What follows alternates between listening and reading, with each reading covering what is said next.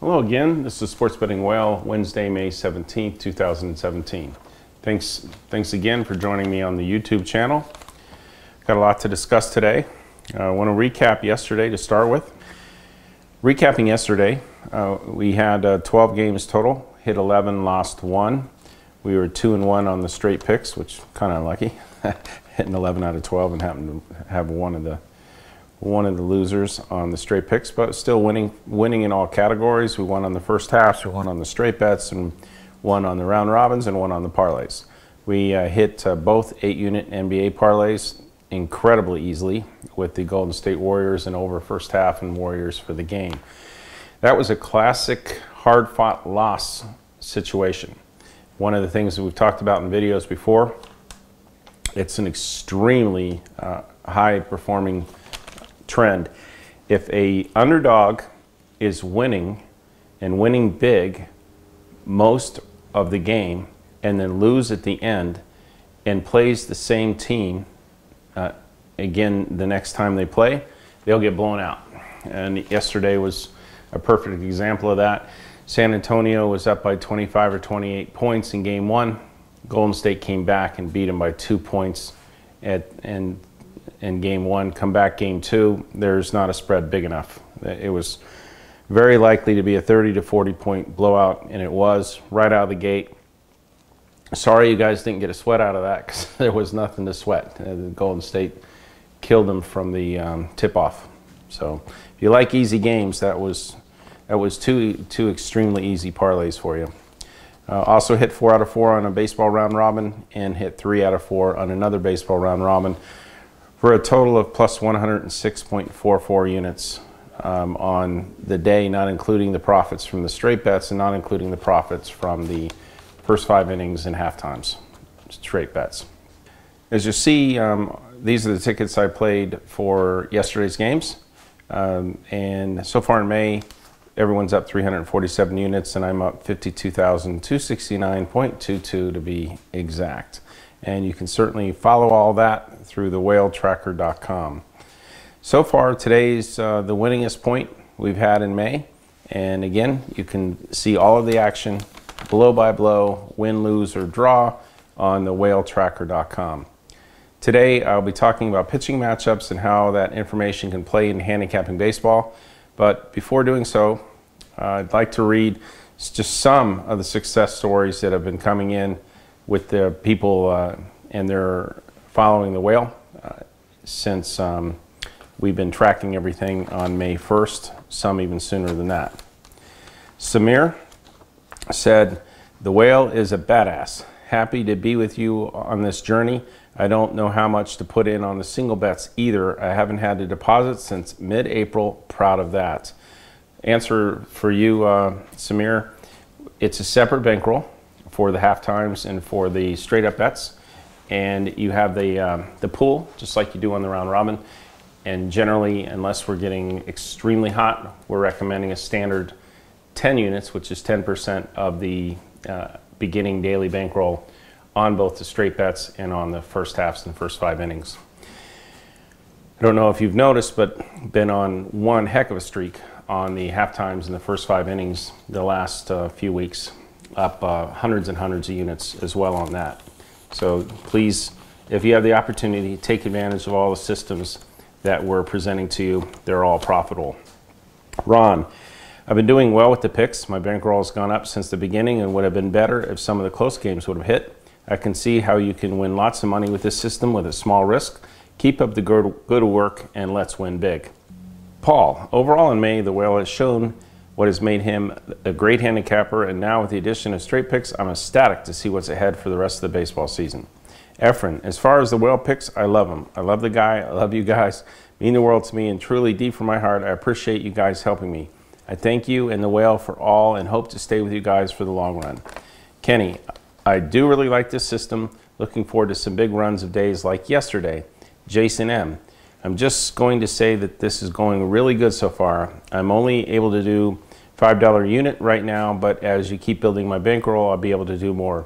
I like the system because it's low risk and high reward. I do also like the individual picks as well. If you can continue this, it will help me to finally get my money back from all the sports books. Stephen, so far the whale is everything as advertised in his remarks and in his actions. He is the real deal. Appreciate all he does for everyone. Keep it up. Okay, so a question. How important are the pitchers in the pitching matchup when handicapping baseball? What information, if any, can I use from the pitching matchups to help me pick winners in baseball? We've discussed this before. I look at the pitching matchups not to determine whether I'm going to take the team or not, or whether I'm going to take the total or not. I use it more as a reason not to take a game. I've seen through many, many, many years, if you just go off the ERAs and the history of the pitchers, you're not going to win in handicapping baseball, because that's how the odds are made. They're generally made based on the strength of the starting pitching. And these days, if you notice, a lot of the starting pitchers are only going 5 or 6 innings. It's not like 10, 12 years ago where they would go 8 or 9. You don't see that very much anymore. So even if you have a nice starting pitcher, that helps you for the first 5 innings, but for the full game, you have to deal with the middle and long relief and the closers. And as a lot of you have seen, some of these bullpens are just horrendous. You can build up a nice lead going into the 7th or 8th inning, which again, 10, 12 years ago, you were a 90-something% odds favorite to win with the lead at the 7th inning. Nowadays, it's just, boy, it's a crapshoot. You have to really understand the bullpens that you're dealing with if you're going to take the full game. So I'm careful to not go against the hot pitcher or to take a cold pitcher, but that's not the basis of my handicapping. It's just a disqualifier, not the reason to take a game. There are some exceptions. There are some great pitchers that get hot, and you can ride them if they're against a mediocre pitcher. But again, there's not a whole lot of value because the sportsbooks are aware of the pitching matchups, and you'll see the odds adjust accordingly.